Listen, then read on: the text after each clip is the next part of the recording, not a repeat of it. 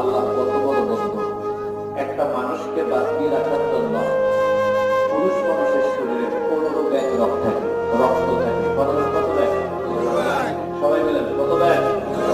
যে ব্যাগে রক্ত কিনে এই ব্যাগের 15 ব্যাগ পুরুষ মানুষের শরীরে থাকে, মহিলাদের 12 থেকে 13। আমি ডাক্তারকে জিজ্ঞেস করেছিলাম, স্যার এই রক্তগুলো চলে কি দিয়ে? শরীরের গোস্ত দিয়ে চলে না হাড্ডি দিয়ে না রক্ত দিয়ে? উনি বললেন এই রক্তগুলো চলে শরীরের ভিতরে রক্ত দিয়ে।